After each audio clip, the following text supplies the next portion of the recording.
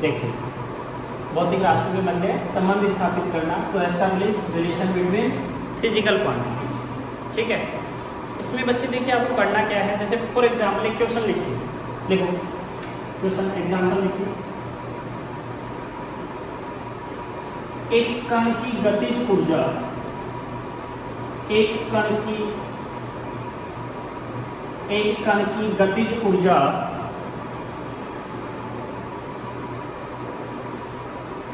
उसके द्रव्यमान m व वेग v पर निर्भर करती है। एक कण की काइनेटिक एनर्जी, गतिज ऊर्जा मीन्स काइनेटिक एनर्जी किस पर डिपेंड करती है बेटा? उसके मास m, द्रव्यमान m एंड वेलोसिटी v पर निर्भर करती है, डिपेंड करती है। ठीक है, establish a relation between these physical quantities, तो इन भौतिक राशियों के मध्य संबंध स्थापित कीजिए, करती है। तो इन भौतिक राशियों के मध्य संबंध स्थापित कीजिए, इन भौतिक राशियों के मध्य संबंध स्थापित कीजिए। हाँ बच्चा देखिए, इन भौतिक राशियों के मध्य संबंध स्थापित कीजिए।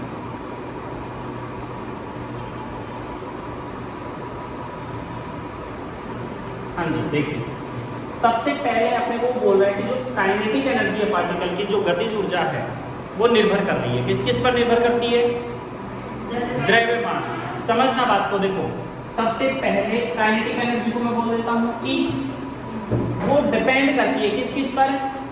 मास पर, द्रव्यमान पर एंड वेलोसिटी वेग पर। तो आप इनको लिख दोगे कि सर E डिपेंड कर रहा है किस पर? मास पर और वेलोसिटी पर। समानुपातिक चिन्ह लगाकर लिख दोगे, डायरेक्टली प्रोपोर्शनल का साइन लगाकर लिख दोगे, E directly proportional to m। पहले जो बोल रहे हैं ना उसी सीक्वेंस में, अगर कुछ और होता तो फिर वो भी आ जाता। अब बोले सर इनकी घातें कितनी आएंगी? नहीं पता, तो इनकी पास हम लोग अज्यूम कर लेते हैं इसकी पावर है a और इसकी पावर है b। ठीक है बच्चा, अब जब यहाँ से बेटा इस प्रोपोर्शनलिटी साइन को हटाएंगे क्या आएगा? कांस्टेंट आएगा, तो E = आ जाएगा आपका हाफ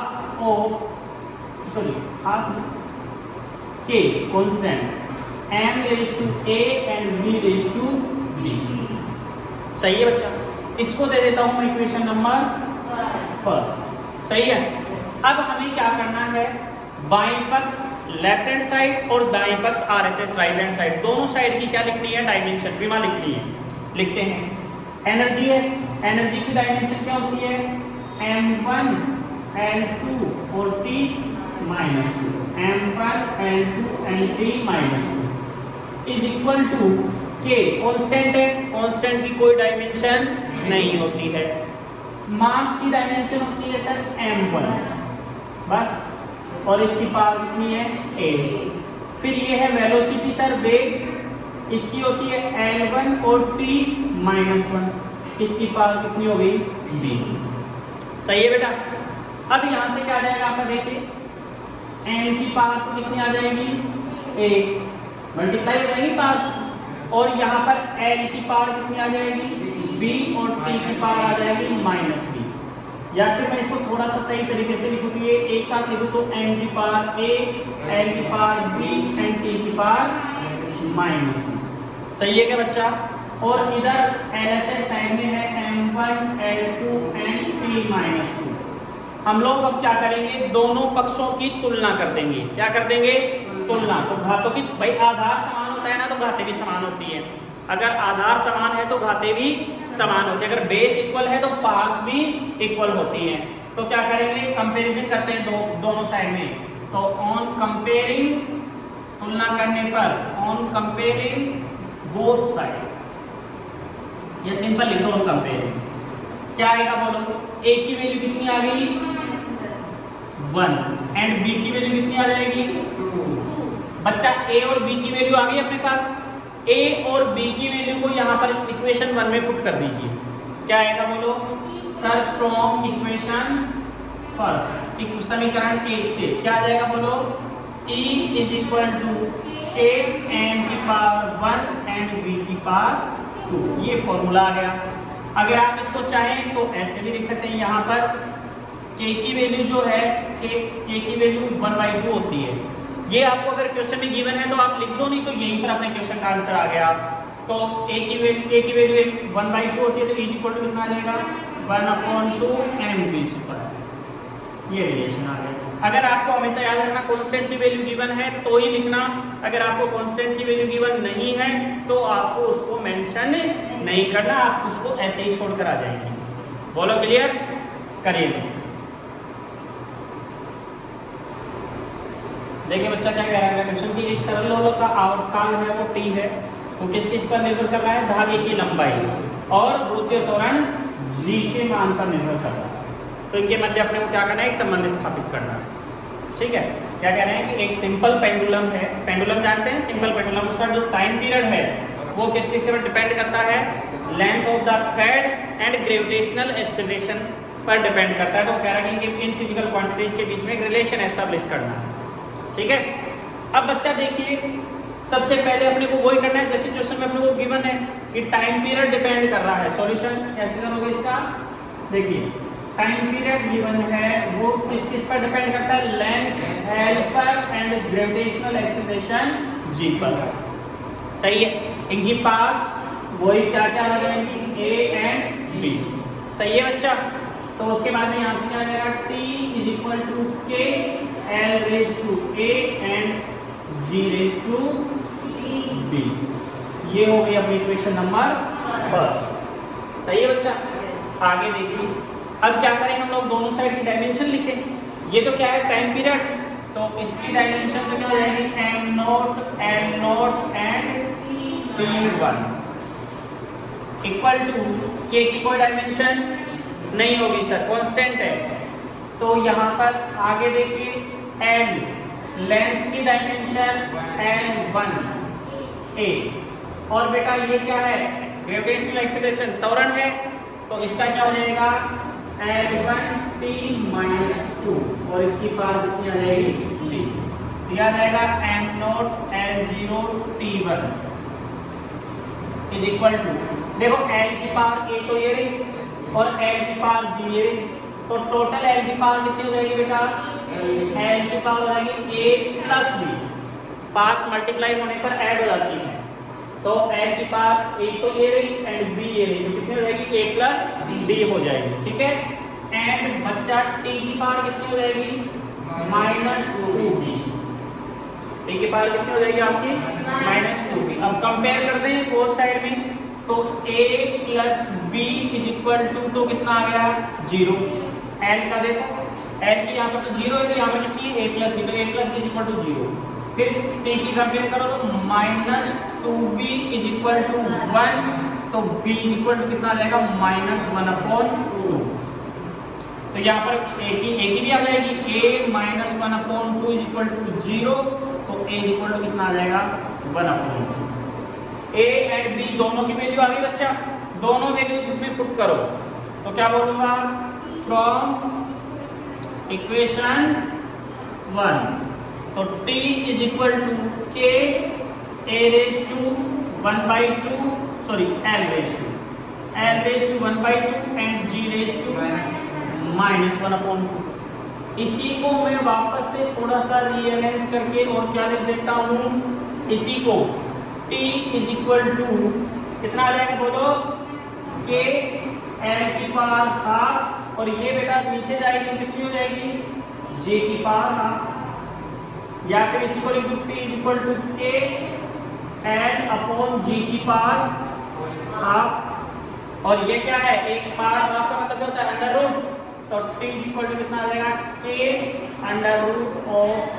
√l/g। यहाँ पर k की वैल्यू होती है बच्चा 2π, k की वैल्यू कितनी होती है 2π, तो यहाँ से t इज इक्वल टू आ जाएगा 2π√l/g। ये सिंपल पेंडुलम के टाइम पीरियड का फॉर्मूला है, आवर्तकाल का फॉर्मूला है। अपन जब आपको दोलन गति पढ़ाएंगे ऑसिलेटरी मोशन, तो उसमें अपन वापस से इस फॉर्मूला को डिराइव करेंगे। ठीक है, कैसे आता है।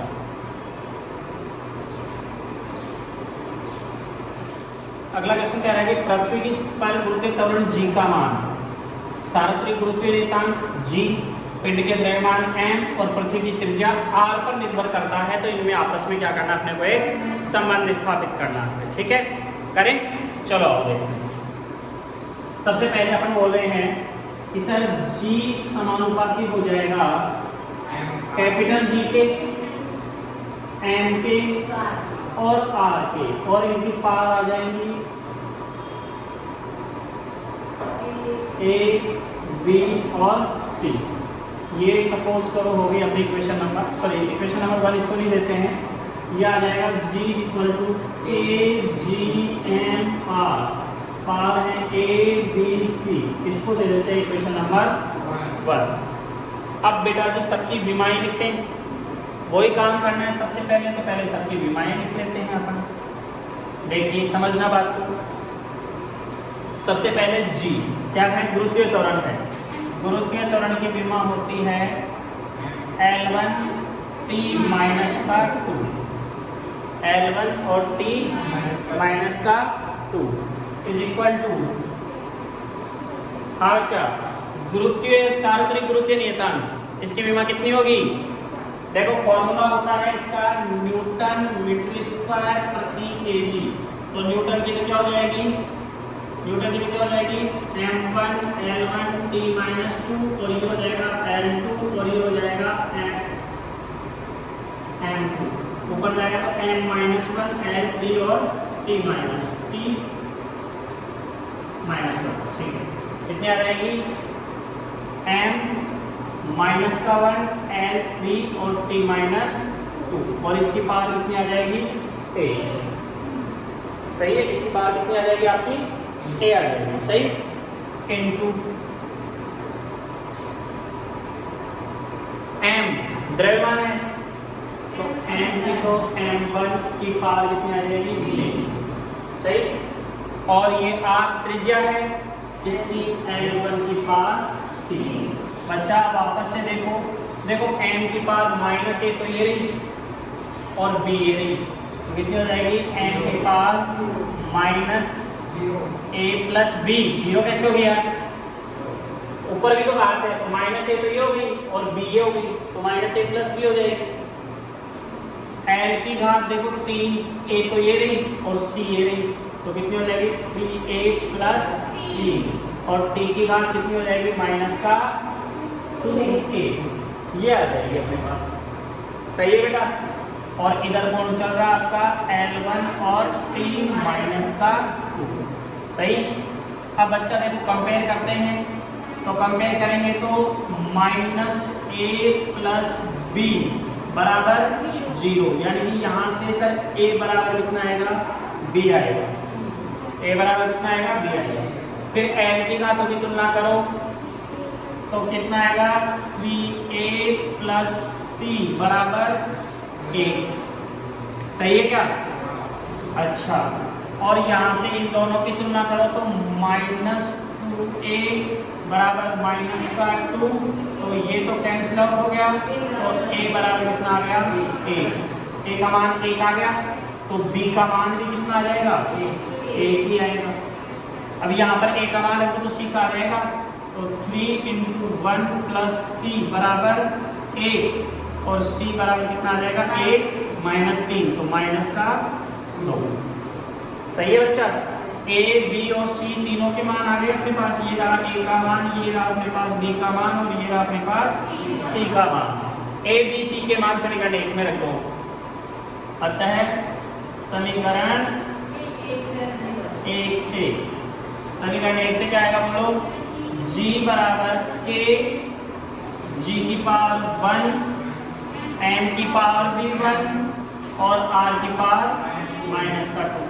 ये इसको मैं g बराबर k gm बटा r स्क्वायर, नीचे लेकर जाऊंगा तो माइनस की घात प्लस की हो जाएगी, और बेटा यहाँ पर k की वैल्यू कितनी होती है 1, तो g इक्वल टू कितना आ जाएगा gm बटा r स्क्वायर, gm बटा k की वैल्यू आपको क्वेश्चन में दी होगी, नहीं दी हुई है तो बस यहीं तक अपना आ गया आंसर, क्लियर। ये हो गया अपने बेटा, करिए।